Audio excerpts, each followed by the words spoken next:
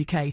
If you do want to write it up maybe and spend a little bit of time on it, it would be lovely to chat to you as well. And of course, Her Majesty was Honorary Air Commodore of RAF Marham in the county, and someone who had the pleasure of meeting her a variety of times is Neil Tomlin. Neil joins me now. Neil, good afternoon. Good afternoon, Kaylee. I say it's a shame it's not happier times that we're talking, but it's definitely, I don't know if you felt it this week, but I think we all have felt it at various points, haven't we?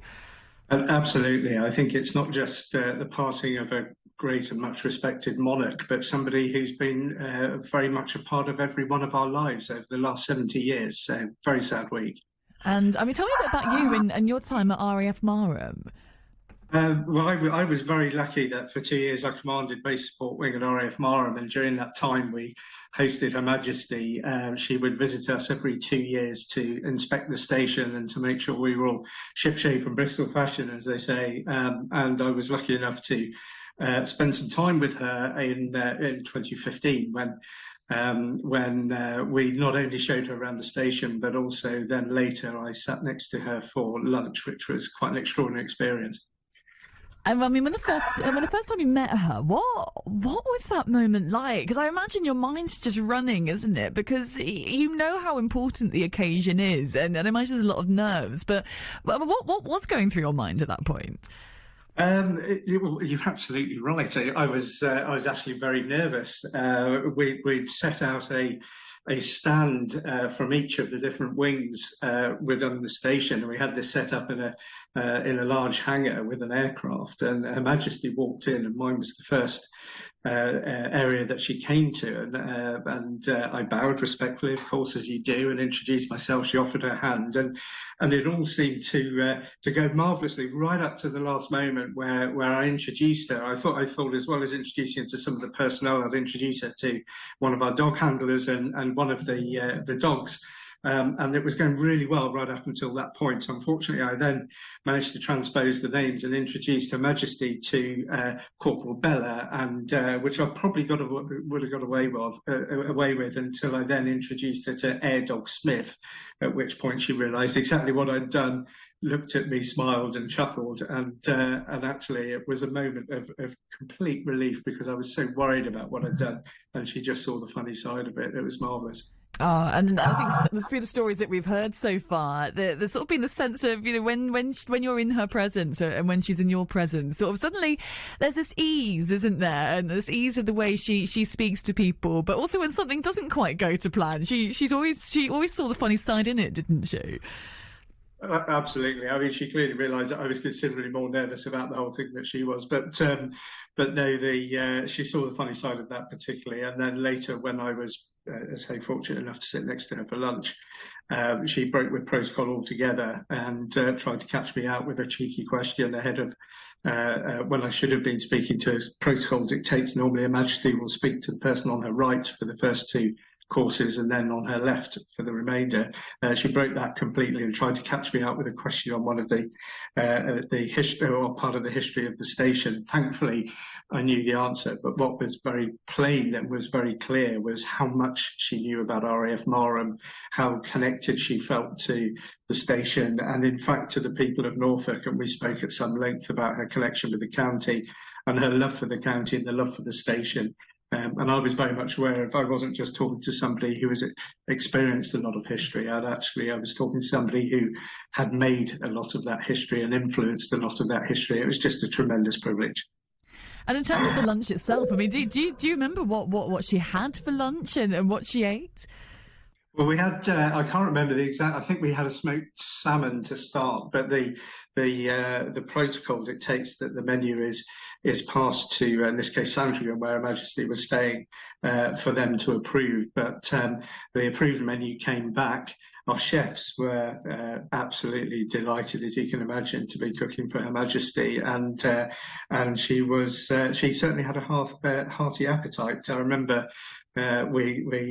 she cleared her plates, enjoyed her glass of Dubonnet, which was served with it, her tipple of choice, and was very talkative, and as I say, very knowledgeable throughout the dinner. It wasn't at all what I'd expected, and she was just magnificent at putting people at ease, and allowing you to actually enjoy the day as you should have done. And it was just, as I say, a tremendous privilege.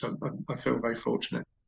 And of course, it's a memory that you can now hold with you forever. And even though it's so sad that she has passed, I don't know, just hearing these memories and her fondness for us here in Norfolk and just sort of the more human side, it's been so lovely to be able to share these. And I mean, you must be just so proud to have met her. Very much so, and like many colleagues in both the Royal Air Force and the Army, the Navy, our sister services, we joined to serve Queen and country, and to actually have the opportunity to meet your Queen and to meet your monarch. I remember at the end of the meal where we stood to sing the national anthem and then toast Her Majesty. To actually do that, I've done that hundreds of times in my service career. To do that with Her Majesty sat 2 feet to my right was just an incredible experience, almost too much to take in. And I was very proud in my 28 years of service to have worn her crown on my cap badge. It was a great privilege.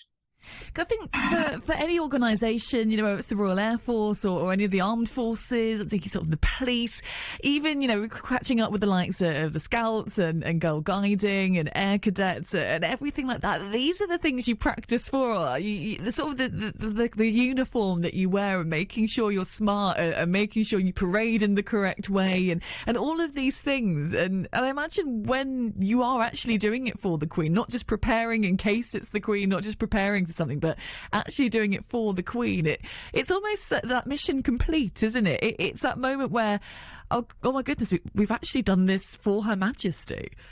Absolutely. I mean, I watched with immense pride yesterday as Queen's Colour Squadron were up in Scotland, and then again at RAF Norfolk. I know how much work will have gone into that and the pressures that would have been on them to make that work, and it was just faultless.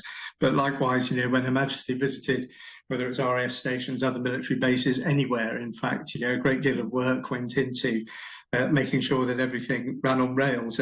If it didn't run on rails, the Queen was always very willing to smile and chuckle, but more often than not, it did run on rails. But it was always a tremendous privilege. And I felt very much, and I heard somebody else say it earlier in the week, I think a colleague from the Army said that, when you spoke with Her Majesty, you felt you were talking to another service person, somebody else who had experienced your sort of service life. And certainly that was the impression I got from my conversations with Her Majesty at Marham. She understood the county, she understood and clearly loved the people, but she also understood that the pressures that placed on military families, for example, who may be posted a long way from home, and the remoteness of the location, particularly when families from other parts of the country.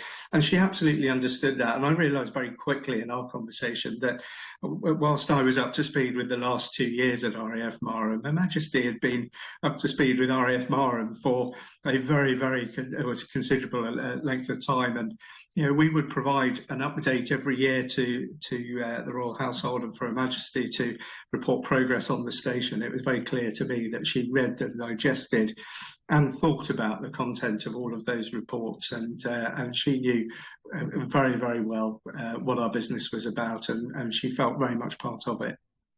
And I think we have great fondness of RAF Marham here in the county as well. I mean, it wasn't that long ago. I sort of had friends and family were posting all their photos from Friends and Family Day, and sort of that sense of, I think back then, that sense of celebration, because we come out of the Jubilee, hadn't we? And I imagine for everyone connected to RAF Marham, they're probably feeling quite similar at the moment.